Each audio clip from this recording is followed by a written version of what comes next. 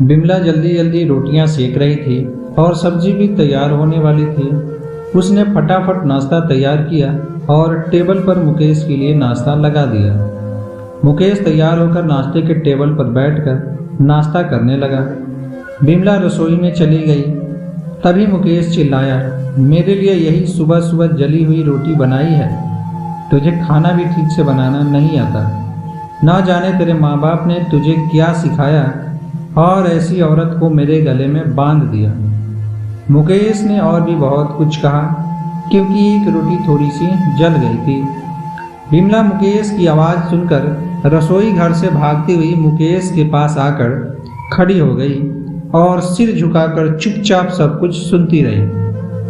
उसने मुकेश की एक भी बात का जवाब नहीं दिया।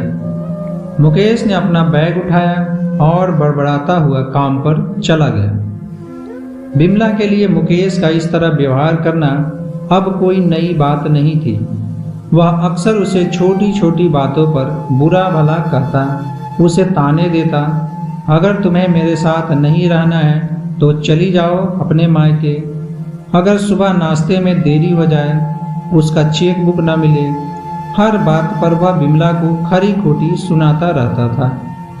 बिमला चुपचाप सर झुकाए उसकी बातों को सुनती रहती, लेकिन वह उसके किसी बात का जवाब नहीं देती थी। जब पहली बार बिमला शादी के बाद ससुराल आई थी, शादी के 3 दिन बाद ही जब मुकेश ने उसे किसी बात पर डांटा था तो वह बहुत रोई थी।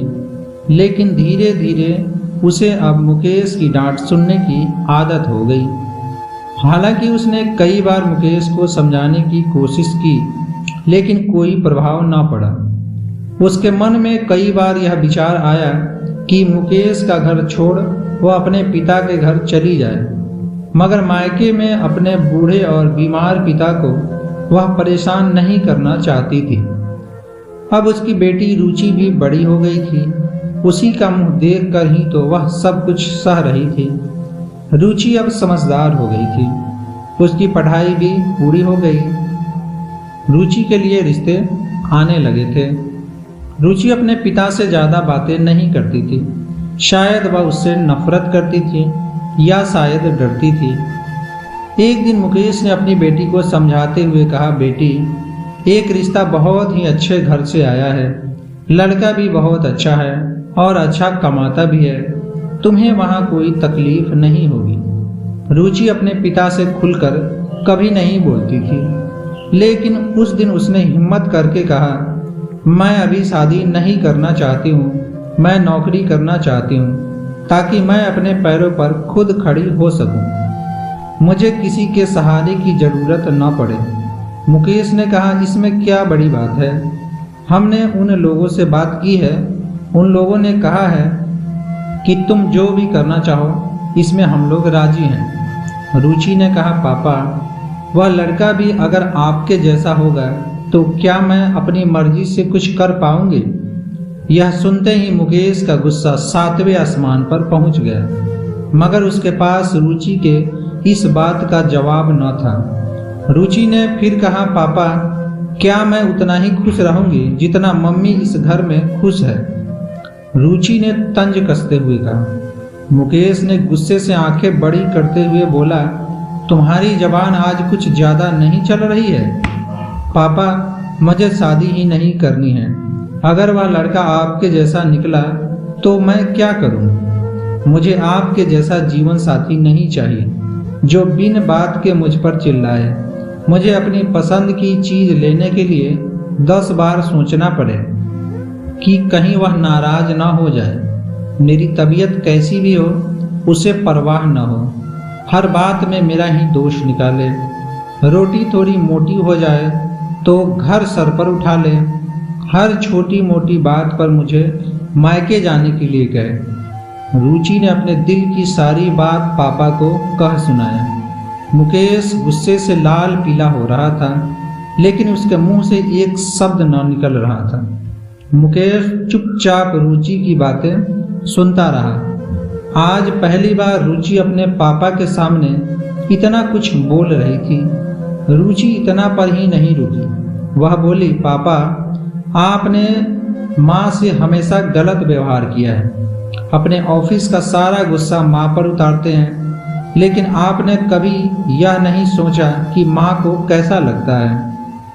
आपकी बातों से उन पर क्या बीतती है आपने कभी नहीं सोचा। आपकी बातें सुन सुनकर माँ ने अपना स्वाभिमान खो दिया है। मुकेश को आज पहली बार अपने किए बर्ताव महसूस हो रहे थे। वह बस इतना ही बोल पाया, जो तुम्हारा मन है करो, मैं तो बहुत बुरा आदमी हूं ना, और उठकर जाने लगा। रुचि ने पापा का हाथ पकड़ा और बोली, पापा क्या आप चाहते हैं कि मेरा पति आपके जैसा हो? अगर आपका जवाब हाँ है तो आज ही मेरा रिश्ता कर दीजिए, और अगर आपका जवाब ना है तो मुझे आत्मनिर्भर बनने दीजिए।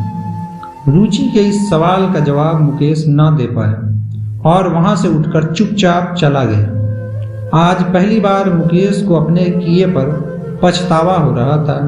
उसे पहली बार अपनी पत्नी बिमला के सामने जाने में शर्म आ रही थी।